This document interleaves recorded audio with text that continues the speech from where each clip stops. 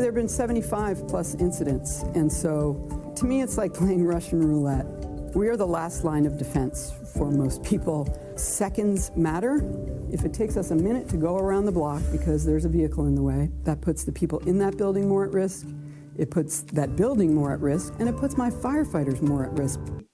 EVs, space travel, Neuralink, Starlink, probably other stuff. Is Elon Musk, X, of course, too powerful?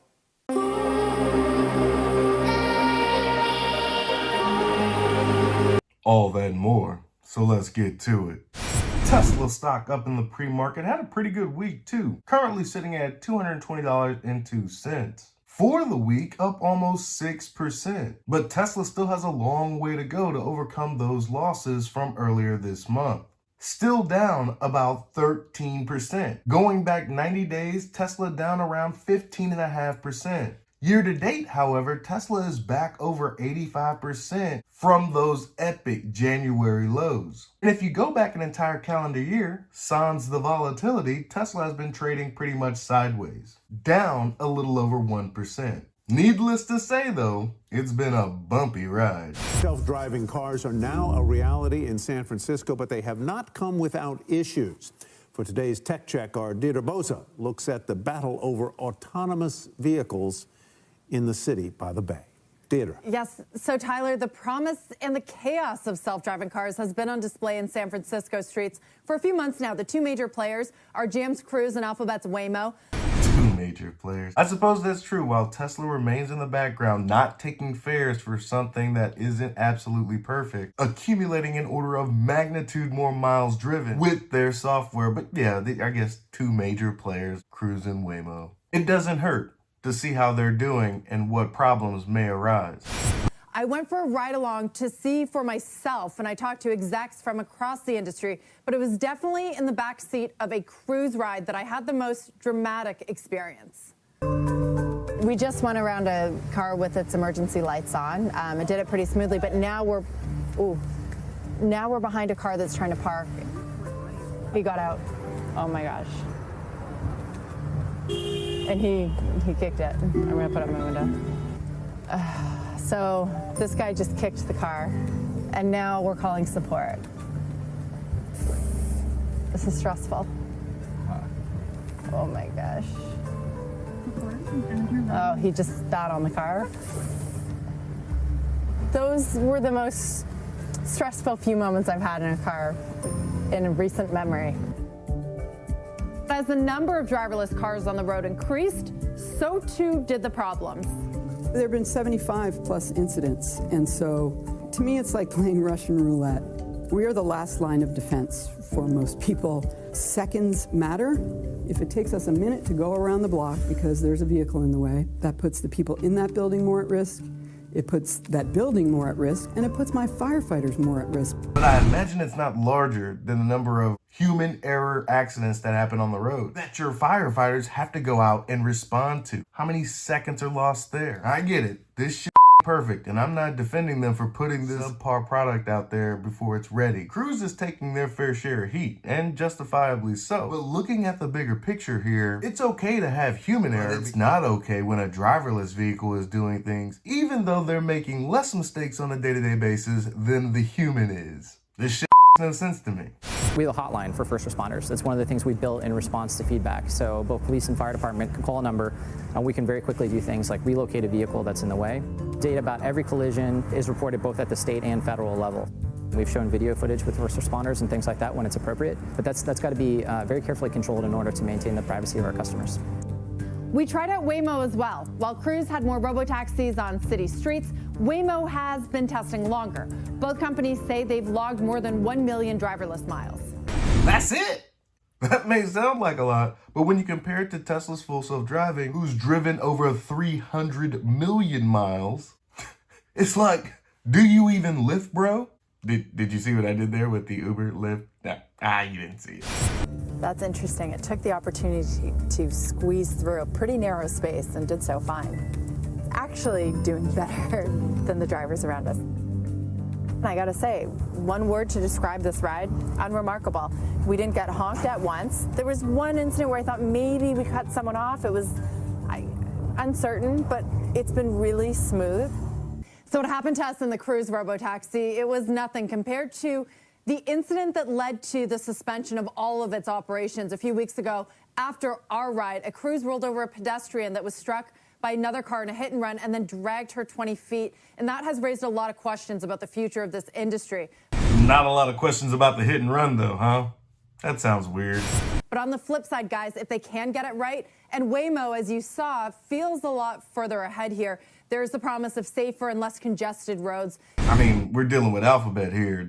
It's about data, folks. The more data you have, the better your software will perform. There's a reason why Tesla has a totally different approach. They need vast amounts of data to make this work without LiDAR and radar. As a universal solution, not just city streets, but coast to coast, highways, back roads, country roads. Tesla's not trying to conduct some party trick to apply it on congested city streets.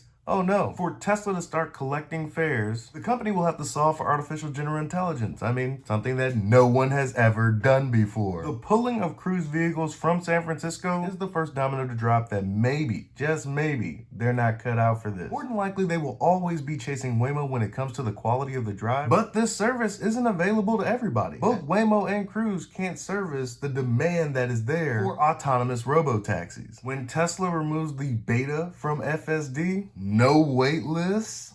I wonder what that does for Cruise and Waymo.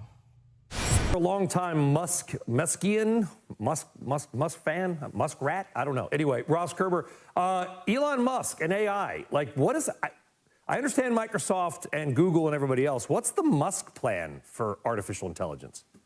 Well, I think that's what we're waiting to find out because we've seen some great examples from Microsoft and Google and some of the other, really quick, I think, applications that are being built for AI, just like this is. Assuming it's around a large language model, I think it's just about the way the information is being given to us in a way that I think he feels will be much more accurate, fair, and safe for users. And we've seen that with chat and with Google, where certain topics, like we just punched up some cannabis information the other day, and it Google spit out the information and then it blocked it. And we were like, dude, did that just happen? It won't talk about cannabis. I think that AI, and there's lots of positives, and I do think it's a transformational moment. And just like Elon, I think there needs to really be some good guardrails around it. EVs, space travel, Neuralink, Starlink, probably other stuff. Is Elon Musk, X, of course, too powerful? What the does that even mean? He's not some comic book villain. You're speaking this to power. Have you read the book? The man sees things that people aren't doing. The space race, for instance. If you haven't seen For All Mankind on Apple TV, I'm sorry, this is a plug. I'm not getting paid to say that. But For All Mankind, what if the Russians had beat us to the moon? But that didn't happen. And our space program kind of dwindled into nothing. Much to the chagrin of that guy back there. Well, if the government isn't going to do it, I'll do it. So we build SpaceX. GM put together an electric car and then crushed the motherfuckers. He's like, well, we should be electric cars by now. We have the technology. No one's doing it? Well, it. I'll do it. Becomes one of the founders of Tesla. Artificial intelligence is a big problem. The open part of AI didn't pan out very well, but you get my point here. He sees things that need to happen. Nobody's doing them. So he takes the lead. Too powerful. Get the out of here with that. Too powerful? I don't know. I think Ross, I literally have progressive friends who are terrified that he controls the car market, the space market, the global satellite internet market, Neuralink. He controls the messaging on Twitter/X. I mean, they're literally terrified that Elon Musk could take over the world. Well, fortunately, at least with my interactions with Elon for a decade, I don't think his ambitions are per se negative. Certainly maybe his opinions I don't agree with, but I think in some ways we're in better hands with him than many of the other tech titans, like the guy with the broken knee you just put up. So, I'll take Musk over Zuckerberg, But I think, you know, I do drive a Tesla and use a Starlink and use X, and you know, people will like send me messages. They're pissed at Elon and this and that. And I go, you know, he's probably sees all of it, you know. But I kind of think that they all see it all anyways. And you can say this about Google, Microsoft, Amazon, you know. Yeah. He knows a lot about us, knows where we drive, how we drive, what we search for on the internet. Maybe Neuralink, he'll just know what we're thinking. Alarmist. Be ambitious, but not too ambitious. It would explain how no amount of money seems to satiate this motherfucker. I'm just playing. Definitely the most important person in my lifetime. And the world is better due to his ambition and sacrifice. Too much power. Get out of here. UAW, they got a massive win. Sean Fain, UAW president, he wants to unionize Tesla.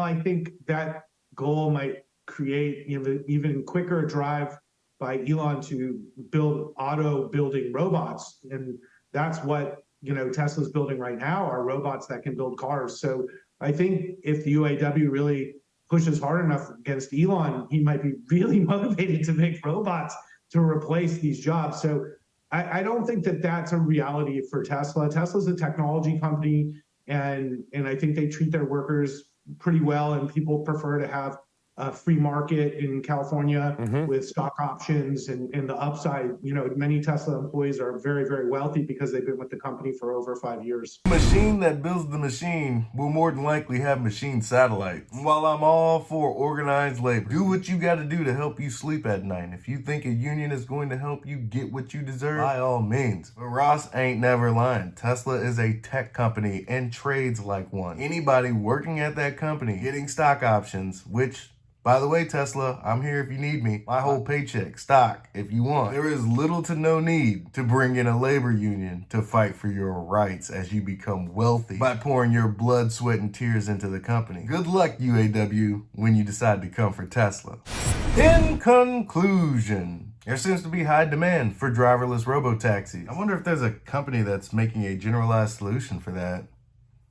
Probably would invest in that company. And this just in, Elon Musk is too powerful, too ambitious, doesn't know when enough's enough. An alien? I don't know what Elon Musk is, but I'm glad he's here. And the UAW better get their claws into Tesla before Optimus comes off the bench, because Tesla's coming for automation in more ways than one.